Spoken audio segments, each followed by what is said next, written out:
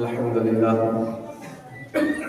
সমস্ত প্রশংসা, সমস্ত তারিফ সেই মহান রব্বুল আলামিনের জন্য, যে মহান রব্বুল আলামিন আমাদেরকে আজ পবিত্র জুমার দিন জুমার নামাজের উদ্দেশ্যে জামে রিজভিয়া মসজিদে আসার বসার তৌফিক দান করেছেন। আমরা সকলে বলি আলহামদুলিল্লাহ।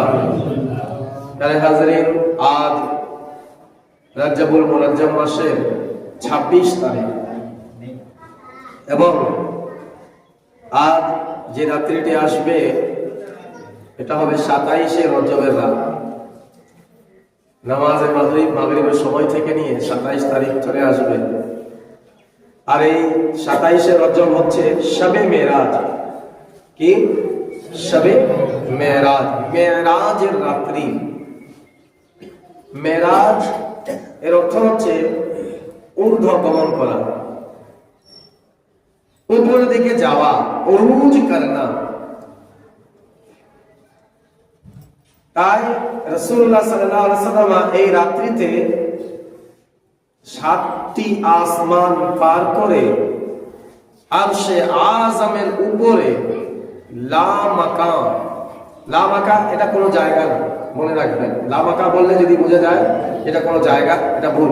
লা মাকাম মানে যেখানে কোনো জায়গা নেই, যেখানে ডান নেই, বাম নেই, উপর নেই, নিচ নেই। লা মাকাম যেখানে কোনোই জায়গা, লা মাকাম তো কোনো জায়গা নেই। এমন জায়গায় তিনি চলে গেলেন এবং আল্লাহ রাব্বুল আলামিনের দিদার মাথার চক্ষু দ্বারা করে আসলেন। সুবহানাল্লাহ। আর এই সবটুকু কত সময় হলো? রাত্রের কিছু অংশতে, অল্পটুক সময় এই পরিপূর্ণ মেরাজ হয়ে গেল, ঘটে গেল। আল্লাহ রাব্বুল আলামিন কুরআনুল কারীম এবং ফুরকানুল মাজিদে এই মেরাজের আলোচনা করেছেন এবং রাসূলুল্লাহ সাল্লাল্লাহু আলাইহি ওয়াসাল্লাম হাদিসে পাকের মধ্যেও এই মেরাজের বিস্তারিত আলোচনা করেছেন। মেরে হাজরিন, সূরা বনী ইসরাঈলের 15 নম্বর পারা প্রথম আয়াত, যেটা আল্লাহ রাব্বুল আলামিন এই মেরাজের সফরকে এইভাবে আরম্ভ করলেন, বললেন সুবহানাল্লাযী আসরা। মেরাজ এমন একটি মুজিজা যে আল্লাহ রাব্বুল আলামিন এই মেরাজ বর্ণনা করার আগে সুবহানাল্লাহ পড়ছেন। সুবহানাল্লাহ, সুবহান, পাক সেই জাত, পবিত্রতা তার, যিনি আসরা বিআবদিহি, নিজের বান্দাকে সফর করিয়ে নিলেন। असरा का मतलब होता है घूमना फिरना, सैर करना, इत्मीनान से घूमना टहलना, मॉर्निंग वॉक, যেটা হয় মানুষের ঘোরাফেরা, মনকে ভালো করার জন্য যেটা ঘোরাফেরা করে। তো সুবহানাল্লাযী, আল্লাহ রাব্বুল আলামিন আগেই বলেছেন সুবহান, পবিত্রতা তার, পাক আছে সেই জাত। কেন বললেন? যেন আল্লাহ রাব্বুল আলামিন এই মেরাজকে খুবই গুরুত্ব বোঝানোর জন্য আগে আল্লাহ রাব্বুল আলামিন নিজের কথাগুলো বলেন সুবহান, পবিত্রতা তার, পবিত্র আল্লাহ আছেন, পাক আছেন আল্লাহ, যিনি নিজের বান্দাকে, খাস বান্দাকে সফরে নিয়ে গেলেন। আর এই জায়গায় আল্লাহ এটা বলেননি যে আমার বান্দা চলে আসলো আমার কাছে। আল্লাহ রাব্বুল আলামিন কি বললেন? আমি আমার খাস বান্দাকে সফরে নিয়ে গেলাম। কেউ এটা বলতে যেন না পারে যে রাসূলুল্লাহ সাল্লাল্লাহু আলাইহি ওয়াসাল্লাম গিয়েছেন, তিনি তো কিভাবে যেতে পারেন, উনি তো একজন বান্দা।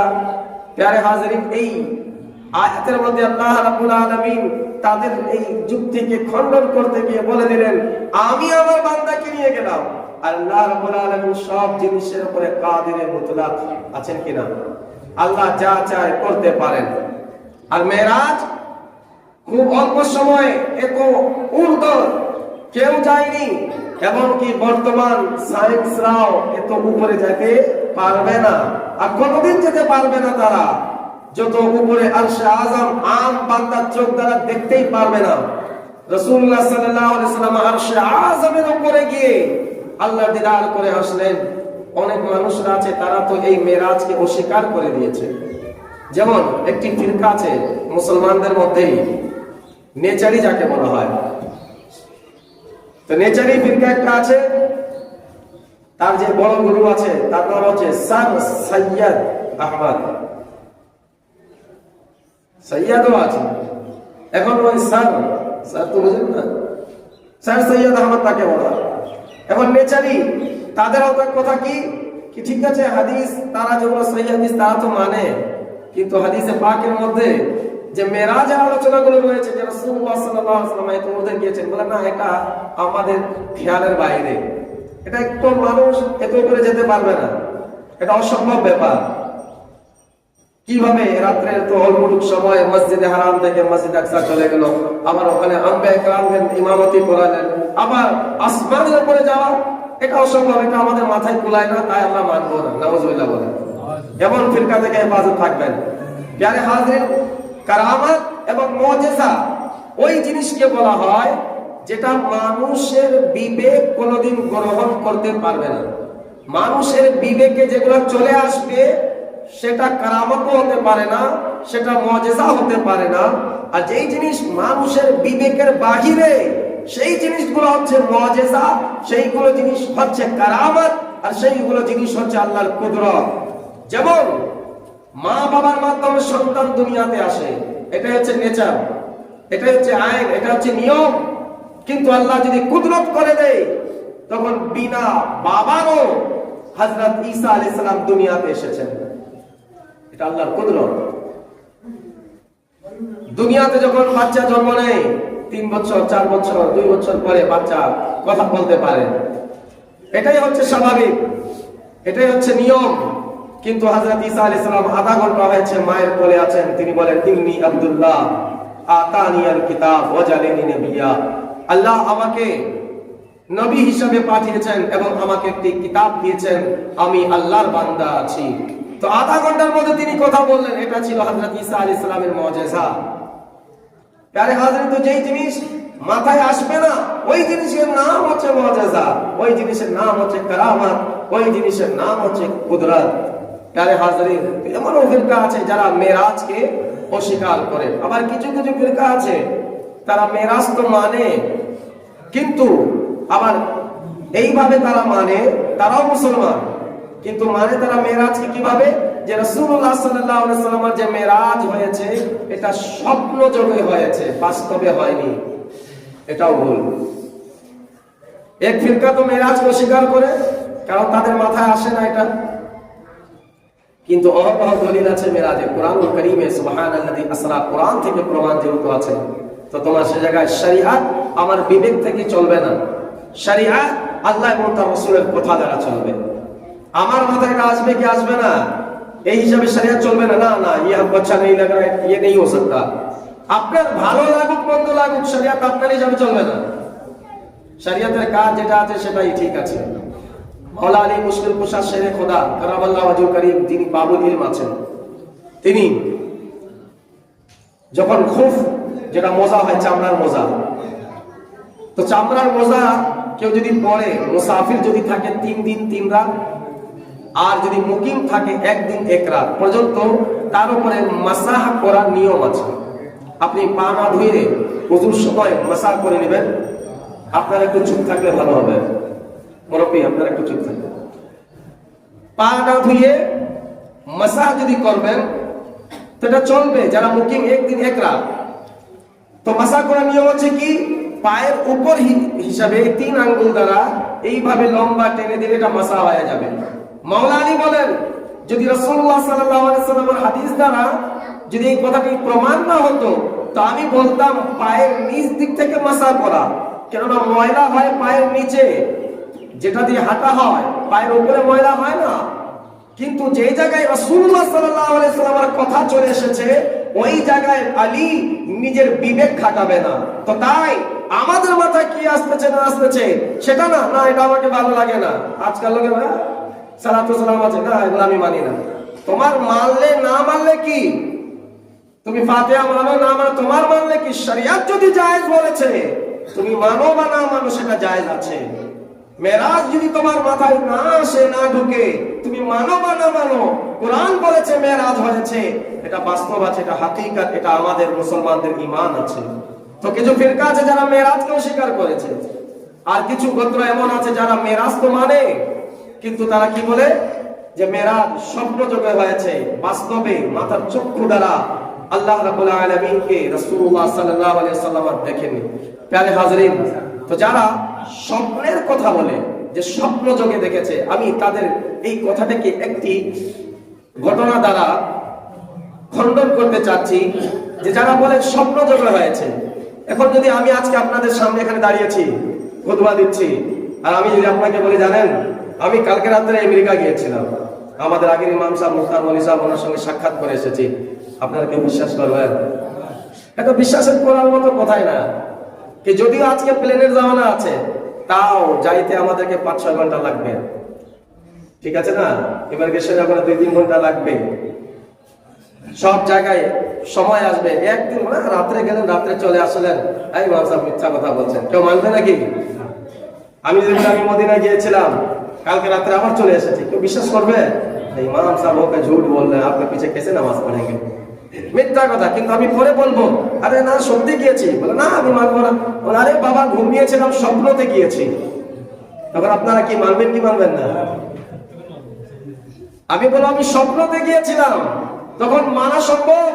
রাসূলুল্লাহ সাল্লাল্লাহু আলাইহি ওয়াসাল্লাম যারা মেরাজ বলে স্বপ্নতে হয়েছে, আমি তাদের এই কথাটা আমি বোঝাতে চাচ্ছিলাম, যখন মেরাজ থেকে নবী পাক সাল্লাল্লাহু আলাইহি ওয়াসাল্লাম ফিরে আসলেন মক্কার মধ্যে, ওই কাফের মুশরিকদেরকে যখন রাসূলুল্লাহ খুতবা দিয়ে বলতে লাগলেন, কাল রাতে আমি মেরাজ আমার হয়েছে, আমি মসজিদে হারাম থেকে মসজিদে আকসা গিয়েছিলাম, এবং সমস্ত ঘটনাগুলো বলতে লাগলেন, তখন ওই মক্কার কাফেররা অস্বীকার করলো। কি করলো? অস্বীকার করলো। তারা প্রমাণ চাইলো, যদি আপনি বাস্তবে মসজিদে হারাম অর্থাৎ কাবা থেকে আপনি মসজিদে আকসা অর্থাৎ বাইতুল মুকাদ্দাস পর্যন্ত গিয়েছেন, তা আপনি বলুন তো আমাদের একটি কাফেলা সেই জায়গা থেকে ভ্রমণ করে আসতেছে, তারা এখন কোথায় আছে? রাসূলুল্লাহ সাল্লাল্লাহু আলাইহি সাল্লাম বলে দিলেন। কাফেররা জানতো যে আপনি কোনোদিন মসজিদে আকসা যাননি, কোনোদিন বাইতুল মুকাদ্দাস যাননি, মসজিদে আকসা কেমন আছে। রাসূলুল্লাহ সাল্লাল্লাহু আলাইহি ওয়াসাল্লাম ওই কাফেরদের সম্মুখে দাঁড়িয়ে মসজিদে আকসার কতগুলো পিলার আছে, কেমন নকশা আছে, কি রূপ আছে, সমস্ত কিছু বিস্তারিত আলোচনা করে দিলেন। ওই কাফেররা খামোশ হয়ে গেল, না না অবশ্যই আপনি গিয়েছেন। প্যারে হাজরিন, যদি ওই কাফেরদেরকে রাসূলুল্লাহ বলতেন যে আমি স্বপ্নতে গিয়েছিলাম, তারা তো প্রশ্নই উঠাতো না, উঠাইতো নাকি? স্বপ্নের কথা কেউ প্রশ্ন উঠাবে না। স্বপ্নতে মানুষ মরেও যায়, জিন্দা হয়ে যায়, এক সময় এক জায়গায় এক সময় অন্য জায়গায় চলে যায়। যদি রাসূলুল্লাহ সাল্লাল্লাহু আলাইহি সাল্লাম ওই কাফেরদেরকে বলতেন আমার মেরাজ স্বপ্নতে হয়েছে, তারা বিশ্বাস করেই নিত। কিন্তু তারা বিশ্বাস করলো না কিনা এটা হতে পারে না, কেননা রাসূলুল্লাহ সাল্লাল্লাহু আলাইহি সাল্লাম ওই কাফেরদেরকে স্বপ্নের কথা নয়, বাস্তবের কথা বললেন। আমি ঘুমিয়েছিলাম, আমাকে জাগ্রত করে আমাকে নিয়ে যাওয়া হলো মসজিদে হারাম থেকে মসজিদ আকসা। এই কাফেররা যখন আঙ্গুল তুললো, এটাই প্রমাণ আছে যে তার মেরাজ স্বপ্ন যোগে হয়নি, তার মেরাজ বাস্তবে হয়েছে। বলুন সুবহানাল্লাহ। মেরাজ স্বপ্নতে হয়নি, মেরাজ বাস্তবে হয়েছে।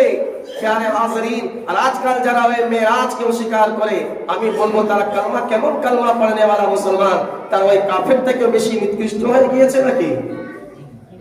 প্যারে হাজরিন, তো মেরাজ স্বপ্নতে হয়নি, মেরাজ বাস্তবে।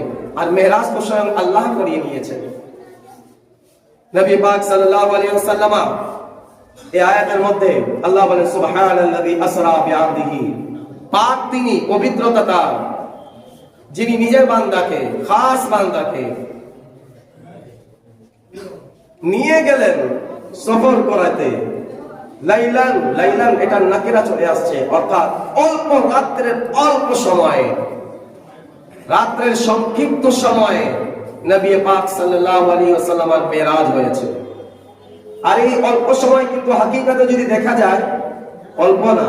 মসজিদে হারাম থেকে মসজিদে আকসা নিয়ে যাওয়া, আবার মসজিদে আকসাতে শুরু না, ওখানে সমস্ত আম্বিয়া কিরামরা উপস্থিত ছিলেন, খুতবা দিলেন প্রত্যেক নবী, ইমামতি হলো সর্বশেষ রাসূলুল্লাহ সাল্লাল্লাহু আলাইহি ওয়াসাল্লাম খুতবা দিলেন, সমস্ত নবীরা মোবারকবাদ দিলেন।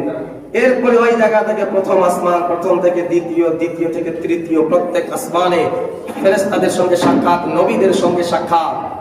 তারপরে সপ্তম আসমান পাড়ি দিয়ে আরশে আযম তার ঊর্ধ্বে লা মাকাম, তারপরে আল্লাহ রাব্বুল আলামিনের সঙ্গে না জানি একটি রিওয়ায়াতে ৭০,০০০ বছর পর্যন্ত আল্লাহ তাবারক ওয়া তাআলার সঙ্গে কথোপকথন হলো। কিন্তু আল্লাহ কি বলেন, লাইলান, অল্প সময়, কিছুক্ষণের মধ্যে। আল্লাহ যদি চায় সব কিছু করতে পারে, সব করতে পারে।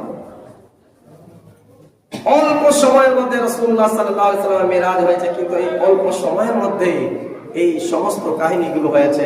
এর বিস্তারিত আলোচনা আজকে রাত্রে আমাদের মসজিদে মিলাদ হবে। আমি তার মধ্যে একটু বিস্তারিত এই লাইলানের ব্যাখ্যা আমি করব। এখন যেহেতু সময় একটু কম, আর আগে আমি চলে যাচ্ছি। এখন প্রশ্ন হতে পারে যে এত কম সময় রাসূলুল্লাহ সাল্লাল্লাহু আলাইহি ওয়াসাল্লাম গেলেন কিভাবে? তো তিনার যে সওয়ারি ছিল, যার উপরে তিনি আরোহণ করেছিলেন, সেটা কোনো আম দুনিয়াবি কোনো সওয়ারি ছিল না। সেটা কি ছিল? বুরাক। বুরাক কি? বুরাক এর আরবি শব্দ বারাকাফ, বারক। বারকের অর্থ হচ্ছে বিদ্যুৎ। বারক এর অর্থ কি? বারকের অর্থ হচ্ছে কি? বিদ্যুৎ, বিজলি। আর যেই বিদ্যুৎ মানুষ উৎপাদন করেছে পানি থেকে বা কয়লা থেকে, যেটাই হোক, সেই বিদ্যুতের গতি কত জানেন? যদি দুনিয়ার এক কোণায় বিদ্যুৎটা অন করে দেওয়া হয়, আবার ওই বিদ্যুৎটি পুরা পৃথিবী ঘুরে ওই জায়গায় আসতে 2.5 মিনিট লাগবে, এমন গতি। তো বিদ্যুৎ, আর যেই জিনিসের মধ্যে আরবির মধ্যে বেশি বোঝানো হয়, তো তার মধ্যে কি করা হয়? শব্দকে বেশি, হরফকে বেশি করে দেওয়া হয়। এটাকে বুরাক করে দেওয়া হলো। বার্ক থেকে হরফ বেশি, একটা আলিফ বাড়িয়ে দেওয়া হলো, বুরাক মানে বেশি, তার মধ্যে গতি আছে, বেশি বিদ্যুৎ। বুরাকের ব্যাপারে বলা হয়েছে যে বুরাক তার একটি কদম কত দূর পর্যন্ত যেত? তার প্রথম নজর যত দূর যায়, একটি কদম তার তত দূর পর্যন্ত চলে যেত। আমরা আম মানুষ, সাধারণ মানুষ, আমরাই যদি নজর করি তো আসমান পর্যন্ত আমাদের নজর চলে যায়। তো বুরাক তো সারাপা নূর ছিল, তার নজর আর কত দূর যেতে পারে? যত দূর তার নজর যেত তত দূর পর্যন্ত তার একটি কদম ছিল। এমন স্পিড, এমন তেজ সেই বুরাক ছিল। প্যারে হাজরিন, আজ যদি কোনো বান্দা, আজ অনেকে লোকে রাখছে যারা রাসূলুল্লাহ সাল্লাল্লাহু আলাইহি ওয়াসাল্লামের জাতকে নিয়ে বলে নবী তো আমাদের মতো ছিলেন, তা আমি বলবো বাস তুমি বেশি চিন্তা করিও না। যখন তুমি মক্কা বা মদিনা হজ করতে যাবে, প্লেনের ভিতরে না, প্লেনের উপরে চলে যাবে তুমি। রাসূলুল্লাহ সাল্লাল্লাহু আলাইহি ওয়াসাল্লাম বুরাকের ভিতরে যাননি, বুরাকের উপরে উঠে গিয়েছেন, আরোহণ হয়ে গিয়েছেন। সে একটি প্রাণী ছিল, তার পিঠের উপরে বসে গিয়েছেন। আর গতি কত ছিল? যতদূর নজর আমাদের আসমান পর্যন্ত যায়, তো তার চেয়ে বেশি তার গতি ছিল। একটি কদম 1 সেকেন্ডের মধ্যে। কোন বান্দাকে যদি প্লেনের ছাদের উপরে বসে দেওয়া হয়, তা আমি মনে করবো প্লেন তো উপরে উঠবেই, ওই বান্দা উপর থেকে উপরে চলে যাবে, ঠিক কিনা? আর नीचे उतारने की जरूरत नहीं पड़ेगी उसको, ऊपर ही से काम समझ नहीं जाएगा, पूरा एकदम होशियार हो जाएगा। তো যারা বলেন নবী আমাদের মতো প্যারে, একটি মিসাল আপনি দেখুন। বুরাক এত গতি, কেননা মানুষ বেশি গতিটাকে সহ্য করতে পারে না। আপনার চেহারার সামনে যদি বেশি একটি ফ্যান লাগাই দেওয়া হয়, হাই স্পিড ফ্যান, একেবারে মুখের কাছে যান বাতাস করতে, আপনি সেটাকে সহ্য করতে পারবেন না। আর যখন খুব দ্রুত সহকারে একটি প্লেন যখন উড়বে, ওই প্লেনের গতিতে মানুষ টিকে থাকতে পারবে না। তার বাতাসে হোক, আপনার শরীরের লম পশম, আপনার মাংসগুলো টুকরা টুকরা হয়ে এদিক সেদিক ছুটে পড়ে যাবে, মানুষ টিকতে পারবে না। তো প্যারে হাজরিন, রাসূলুল্লাহ সাল্লাল্লাহু আলাইহি ওয়াসাল্লাম প্লেনের চেয়েও, রকেটের চেয়েও বেশি গতিগামী যে ছিল বুরাক, তার পিঠের উপরে বসে কিভাবে সফর শেষ করতে পারলেন? তো বাস জবাব একটাই আসবে, তিনি নবী, আমরা উম্মতি।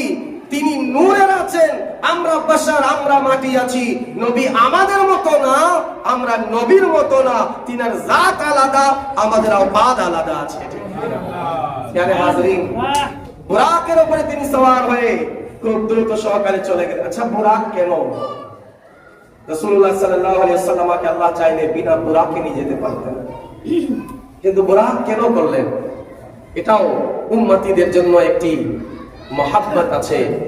হাদিসে পাক আমি পড়েছি, যে রাসূলুল্লাহ সাল্লাল্লাহু আলাইহি ওয়াসাল্লাম যখন এই বুরাকের উপরে আরোহণ করলেন, বসলেন, তখন চোখ থেকে পানি পড়তে লাগলো। নবী পাক সাল্লাল্লাহু আলাইহি ওয়াসাল্লামকে দেখে হযরত জিবরীল আলাইহিস সালাম জিজ্ঞাসা করে, ইয়া রাসূলুল্লাহ, আপনার জন্য সওয়ারি এসেছে জান্নাত থেকে বুরাক, আপনি এর উপরে আরোহণ হয়ে যান। উম্মতের কাঙ্গালি নবী, উম্মতের দরদি নবী, তিনি বলতে লাগলেন, হে জিবরাইল, আজ আল্লাহর কাছে আমি যাচ্ছি, আল্লাহ আমার জন্য সওয়ারি বুরাক পাঠিয়ে দিয়েছেন। আমি আমার উম্মতীদের জন্য চিন্তায় আছি, কিয়ামতের ময়দানে ওই 50,000 বছরের রাস্তা পুল সিরাত হবে, যেটা তলোয়ার থেকে বেশি ধারালো হবে, মাথার চুল থেকে বেশি চিকন হবে। আমি জানি না আমার উম্মতরা সেই পুল সিরাতকে কিভাবে পার করবে। আমি তো বুরাকে আজকে উঠে যাচ্ছি, আমার উম্মতীদের জন্য কি হবে? আওয়াজ আসলো গায়েব থেকে, হে আমার হাবিব, আপনি চিন্তা করিয়েন না, আপনি আপনার উম্মতীদের চিন্তা করিয়েন না। আপনার উম্মতীরা যখন পুল সিরাত পাড়ি দিবে, জিবরিল আলাইহিস সালাম নিজের পাখাগুলো বিছিয়ে দিবেন। সুবহানাল্লাহ। তো কাল কিয়ামতের ময়দানের জন্য রাসূলুল্লাহ সাল্লাল্লাহু আলাইহি ওয়াসাল্লাম এই উম্মতের কত চিন্তা করেছেন, আমাদের জন্য কত চিন্তা করেছেন। যাই হোক প্যারে হাজিরিন, রাসূল আকরাম সাল্লাল্লাহু আলাইহি ওয়াসাল্লামের মেরাজ রাতের সংক্ষিপ্ত সময় হলো লাইলান মিনাল মসজিদিল হারাম ইলাল মসজিদিল আকসা। মসজিদে হারাম থেকে গেলেন কোথায়? মসজিদে আকসা পর্যন্ত। কোন মসজিদ আকসা? আল্লাহ রাব্বুল আলামিন তার ব্যাখ্যা একটু বিস্তারিত করলেন, আল্লাযী বারাকনা হাওলাহু, যার চতুর্থ পাশে আমি আল্লাহ বরকত রেখেছি। মসজিদ আকসা তার চতুর্থ পাশে কি রয়েছে? বরকত রয়েছে। আপনি যাই দেখবেন মসজিদের ভিতরে বরকত হয় না বাইরে বরকত হয়? नहीं समझे मेरी बात? उर्दू में कह दे, मस्जिद के अंदर बरकत होती है, मस्जिद के बाहर? जोर से कहिए, मस्जिद के अंदर। हाँ, अल्लाह की बोलें अल्लाजी बारकना हाउलहु। हाउल माने की चतुर्थ दिके चारों पाशे ওই মসজিদ আকসা যার চতুর্থ পাশে আমি আল্লাহ বরকত রেখেছি। আমি চিন্তাই করে গেলাম মসজিদের ভিতরে বরকত হয়। আপনি যদি মসজিদে আসছেন, কোন নেকিও করছেন না, চুপচাপ করে দুনিয়াবি কথা না বলে, ভোটের আলোচনা না করে, আপনি নিজের রাজপাতের আলোচনা না করে, নিজের ব্যবসার আলোচনা না করে, অন্য মানুষ আজকে বিল্ডিং করে নিল আমার ভাই এই গীবতগুলো না করে, আপনি যদি চুপও যদি বসে আছেন, ফেরেশতারা নেকি লিখতে আছেন। আর আপনি যদি মসজিদের বাইরে আছেন, ফেরেশতা নেকি লিখবে না যতক্ষণ আপনি নেকির চিন্তা করুন বা নেকি না করুন, ঠিক কিনা? তো মসজিদের ভিতরে আমি বরকত, কিন্তু মসজিদ আকসাতে কি আছে? যে আল্লাহ বলেন আল্লাযী বারাকনা হাওলাহু, যে আমি মসজিদে আকসা চতুর্থ দিকে বরকত রেখেছি। তখন বোঝা গেল, যখন কিতাবগুলোর মুতাআলা করা হলো, তাফসীরের ব্যাখ্যা যখন পড়া হলো, তখন বোঝা গেল যে মসজিদে আকসা যেটা বাইতুল মুকাদ্দাস, ওই বাইতুল মুকাদ্দাসের চতুর্থ দিকে আল্লাহর পয়গম্বরদের মাজার মুবারক আছে। বলেন সুবহানাল্লাহ। আল্লাহ রাব্বুল আলামিনের জলিলুল কদর নবীগণের মাজার আছে। হযরত সুলাইমান আলাইহিস সালাম সহ আরো অনেক নবীগণের ওই বাইতুল মুকাদ্দাসের চারদিকে মাজার আছে। তাই আল্লাহ রাব্বুল আলামিন বললেন, যে জায়গায় আমার নেককার বান্দাদের কবর আছে, ওই জায়গাতে আমার বরকত এবং রহমত হয়ে থাকে। সুবহানাল্লাহ। তাই বলেন, তো ওই চতুর্থ পাশে কি আছে? বাইতুল মুকাদ্দাসে বরকত আছে। প্যারে হাজিরিন, বনি ইসরাইলের একটি ঘটনা রাসূল আকরাম সাল্লাল্লাহু তাআলা আলাইহি ওয়াসাল্লাম বর্ণনা করেছেন। এটা মিশকাত শরীফের হাদিসের মধ্যেও রয়েছে যে এক ব্যক্তি, আমি শর্ট করে বলবো, ঘটনা আপনারা অনেকবার শুনেছেন। এক ব্যক্তি 99টি হত্যা করেছিল, শুনেছেন তো ঘটনাটি? তার একদিন মন চাইলো যে না, অনেক আমি হত্যা করেছি, অনেক গুনাহ করেছি, আমি এখন তওবা করতে চাই। আর বান্দা যখন তওবা করতে চাইলে আল্লাহ সঙ্গে সঙ্গে ক্ষমা করে দেন। কিন্তু বনি ইসরাইলের ঘটনা ছিল, বনি ইসরাইলদের ব্যাপার আলাদা, আর নবী সাল্লাল্লাহু আলাইহি ওয়াসাল্লাম আর উম্মতীদের ব্যাপার অনেক আলাদা। আমাদের উপর অনেক মেহেরবান রব আছেন।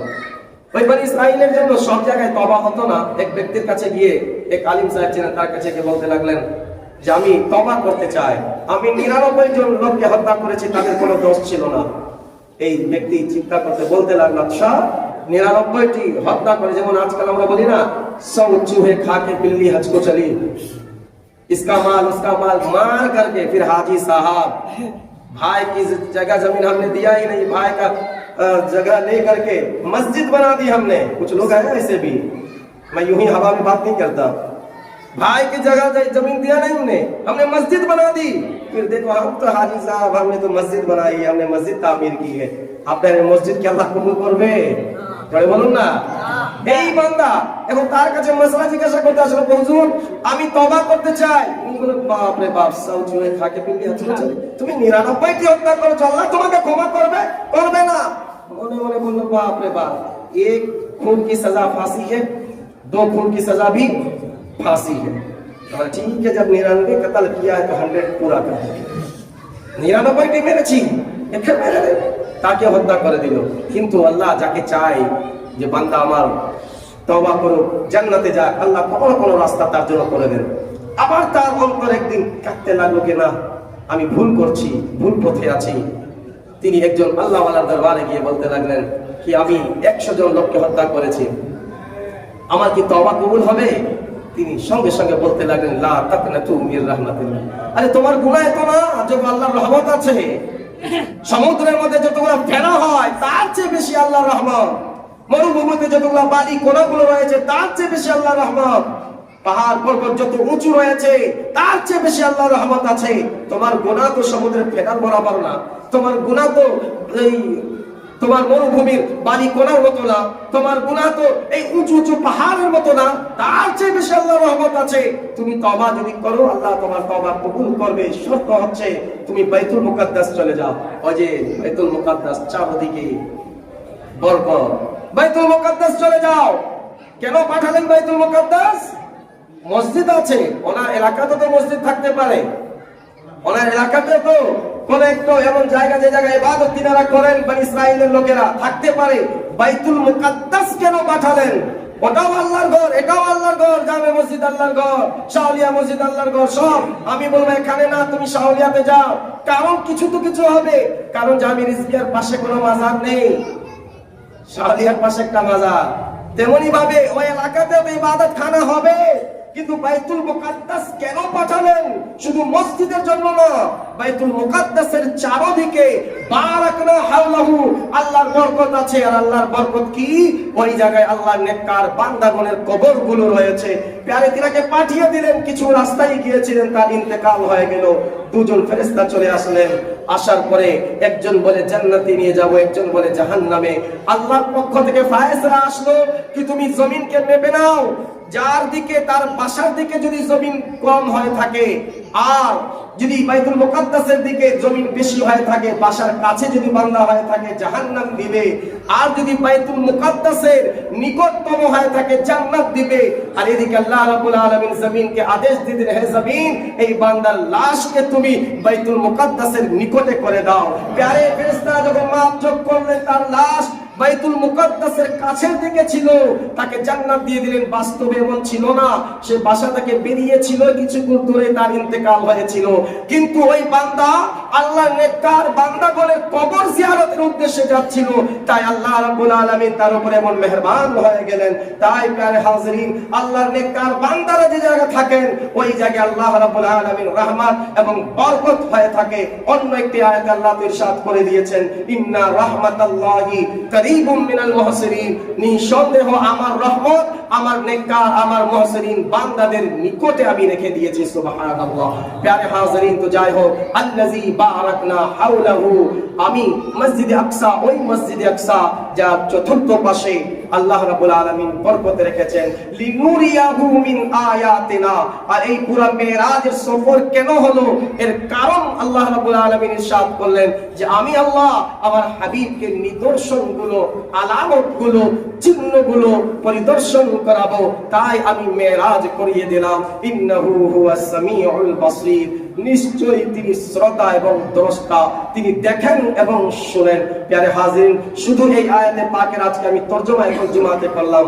আজকে রাত্রিতে বাদ নামাজে এশা, শবে মেরাজ, তার উপলক্ষে আমাদের মসজিদে মিলাদের আয়োজন করা হয়েছে। গত জুমাতে আমরা মিলাদের কিছু কালেকশন করেছিলাম তাবারুকের জন্য, তা খুব অল্প হয়েছে, যেটা পরিপূর্ণ না। তাই আজকে আপনারা চেষ্টা করবেন আজকে রাত্রিতে যে আমাদের মিলাদুন নবী তার সিদ্ধির জন্য আপনারা একটু বেশি বেশি করে কিছু টাকাগুলো দেবেন যেন সিদ্ধি পর্যাপ্ত পরিমাণ হতে পারে। আল্লাহ আমাদের সকলকে কবুল করুন এবং আজকে রাত্রে কি ইবাদতগুলো নফল ইবাদতগুলো রয়েছে তার উপর আজকে রাত্রে ইনশাআল্লাহ তাবারাক ওয়া তাআলা আলোচনা করা হবে। আমরা সকলে যারা সুন্নাত পড়িনি যারা তারা কাবলার জুমা